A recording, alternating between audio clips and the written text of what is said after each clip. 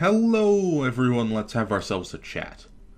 I'm John from Rusty Chains, and today our chat is about the conclusion of the first story arc in Payday 3. This story thread covers the 8 launch heists in Payday 3, the first 2 legacy heists added via side hustle, and the first 4 DLC heists. That's a lot of content, and it took almost exactly a year to tell this story. But, as quite a few people have alluded to, the ending did fall a bit flat. The final chapter of this story was the Fear and Greed heist, which had some pretty neat story ideas, but pretty poor execution. Let's review the story and then I'll explain to you what I mean. Just prior to the story of Payday 3 beginning, the former Payday gang was attacked by a group of assassins with the intent to kill them, and their bank accounts were all frozen. Shade, who was CrimeNet's old server manager, as well as a friend of Bane and Dallas, was able to alert some of the gang. Dallas, Hoxton, Wolf, Chains, and Joy were able to get together and make it to New York safely. There, the gang began doing some heisting with the help of old and new friends to earn money for their revenge. All the while, Shade did some investigating on the group behind the attacks, simply dubbed the Conspiracy. Unbeknownst to the gang initially, the Conspiracy is composed of 4 of their enemies screwed over by their deeds during Payday 2. The group is led by John Concord, the ex-CEO of the Murky Water PMC from the previous games in the series. Second in command is Patricia J. Shark, a former shareholder in Gensec who now owns a bank and is trying to make a name for herself here in the New York political scene. Also working with them is Ralph Garnett. Ralph and his father Nathan were in charge of the Garnett Group, their diamond trading company. The diamond job heist in Payday 2 bankrupted the company, and more importantly, ruined Ralph's birthday party. This traumatized Ralph and drove Nathan insane. He ultimately killed himself, leaving Ralph to inherit the ruins of the Garnett Group and Nathan's obsession with vengeance against the Payday gang. Rounding out the conspiracy is Mason Loren. Mason worked as a soldier in many different military outfits, before eventually setting into a high rank under Concord in Murky Water. That is until the company was destroyed at the end of Payday 2.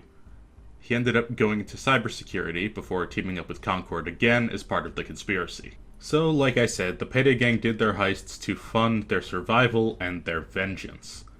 After performing a few heists, their direct attacks with the conspiracy occupied the 6th, 7th, and 8th heists of the base storyline. In Golden Shark, the gang robbed the titular bank. They took all the money inside, yes, but that was less important. Their true intent was to take a server containing information on all of Patricia Shark's dirty deeds. They made it a point to be there when Shark is not there, to avoid killing her, despite Wolf's protests. Remember that for later. Now, when they tried to access this server, they found quantum encryption beyond what any bank should reasonably have. This leads them to a man named Mac, who has further intel on the quantum computing components from a company called Wixia. In addition to his conspiracy dealings, Ralph had been putting the last of his savings into a deal with Wixia in an effort to avoid returning to bankruptcy. Unfortunately for him, the Payday gang yoinked those components, and this resulted in a huge drop in Wixia, bankrupting Ralph again. With the tech to access Shark's server, the Payday gang needed the encryption to get in. With Blaine Keegan's help, this eventually led them to Mason's apartment. While there, they get their hands on his hard drive with the relevant encryption codes and make their escape, having now exposed Shark in addition to having successfully bankrupted Ralph. After this heist, the conspiracy was terminated. It's unclear what happened to Mason. You see him and interact with him in the gameplay of the Touch the Sky heist, but he could be tied up and left behind, rescued by the police, or killed by the gang. Any can occur during gameplay because he's just treated as a normal civilian, and it's never specified what his ultimate fate is. He's never mentioned again after this heist, which is kind of weird. Shark's political aspirations were choked out as the evidence of her corruption spread to the news. However, before she could begin to plan her next move, she was run down in the street by an assassin that Concord had hired. Ralph Garnett was also killed by an assassin, his death framed as a suicide to match his father's. This was the first thing in Payday 3's lore that really bothered me, to be honest. Ralph is a bit of a dick sometimes, for sure, and he liked partying, but there's nothing to indicate he's a particularly bad person.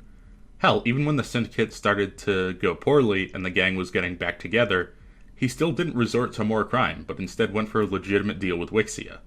The Payday gang ruined his life and destroyed his family, and he really didn't deserve that from what we can see. My complaint isn't that he was targeted by thieves, because the Payday gang are thieves, and that's what thieves do.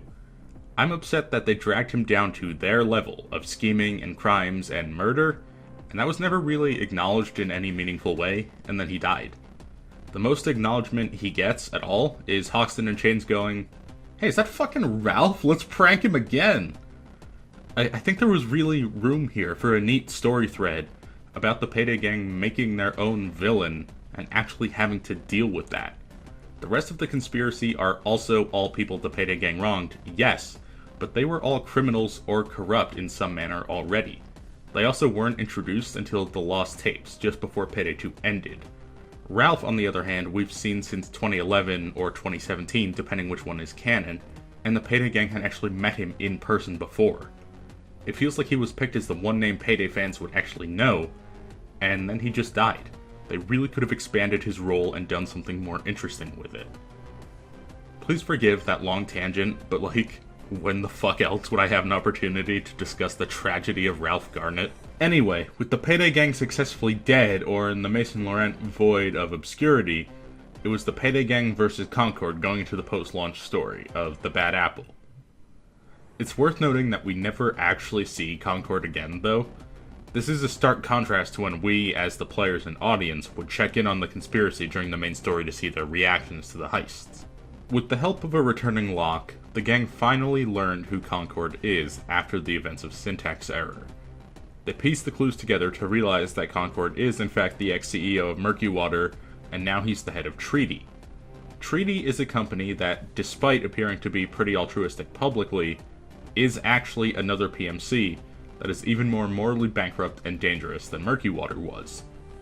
In Syntax Error, we took some drone combat data that they were using. In Boys in Blue, we robbed a corrupt police station that Concord had ties to, as the captain was helping to set up Houston's assassination in prison. Following this was the Houston breakout heist, where we retrieved Houston from the courthouse where he was on trial. Another thing to point out is that this attempt on Houston's life is the only actual time anybody from the conspiracy strikes back in the main story. Typically when we had those check-ins with them, they would just go, "Ah, shucks, they got us, but we're ready for the next time that dastardly Payday gang try."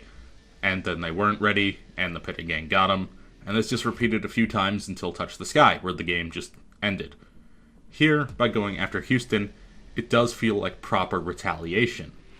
The intro, early game cutscenes of Payday 3, and a lot of the pre-release interviews or talks about the story give the impression that the Payday gang would be the underdogs. You know, they're struggling to take down this oppressive group that almost wiped them out. It would be a real war and a back and forth.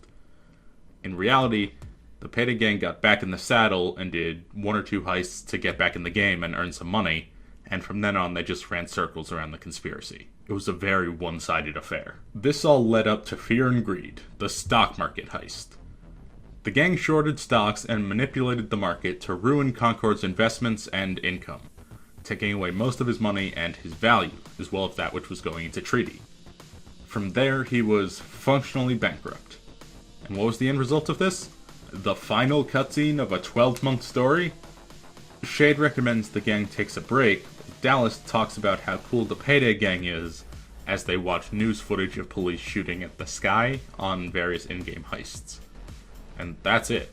There's no real catharsis to this, no big scene of all the heisters celebrating or something you would expect. To me, there are many, many reasons this story fell short. First of all, it's clear there was a massive reduction in scope for the cutscenes post-launch. They're all just computer screens with the gang talking over them. Even then, it's still massively scaled back. Of the 8 DLC cutscenes, Dallas and Shade are in all of them, sure. But Joy's in 3 of the cutscenes, and Hoxton is in 1. Wolf, Chains, and Pearl do not appear in any. Clover is only in the 2 for her update, and she's on the phone for both of them. Even the post-heist one, which could give the impression she went back to Ireland since she's never been seen or heard from in the marketing or in-game post-Boys in Blue. Houston talks in his post-breakout cutscene, but not in either of the Fear and Greed cutscenes, despite joining the playable roster for that heist and being heavily featured in the marketing for it. I don't get it. There was a small celebration with the whole gang at the end of the base game for when they just hacked Mason's encryption. But now that they've actively defeated their one remaining antagonist, who is by far the most dangerous, it only boils down to Dallas going, yeah, we're pretty cool, right? It falls really flat. To me, it just really didn't feel like the big conclusion of the storyline, and I think the reason for that is twofold. First of all, there's no bagged loot in Fear and Greed. There's nothing physical for us to yoink. It's all just numbers on a screen, so the victory feels less tangible, and we're only told we've defeated the big bad final villain as Shade announces that he's fucked in the middle of a sequence of numbers rising on the HUD during an assault. It's blink and you miss it. The second reason is, like I mentioned earlier, we don't see Concord at all in any of the post-launch content. We don't even know what happens to him. So we have no idea what his reaction to any of this is. We don't even see him when we've apparently ruined both him and Treaty by taking all of his stocks in one fell swoop. It really compounds how toothless the Payday gang are in this game, attitude-wise, compared to the rest of the series.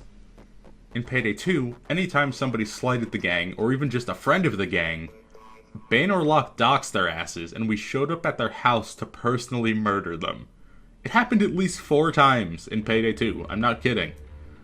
In this game, despite a worldwide attempt to hunt down and kill the entire Payday gang, the gang avoids killing Shark, Mason is seemingly left alone after we just make him open an eye scanner, and they don't even bother personally looking for Ralph or Concord.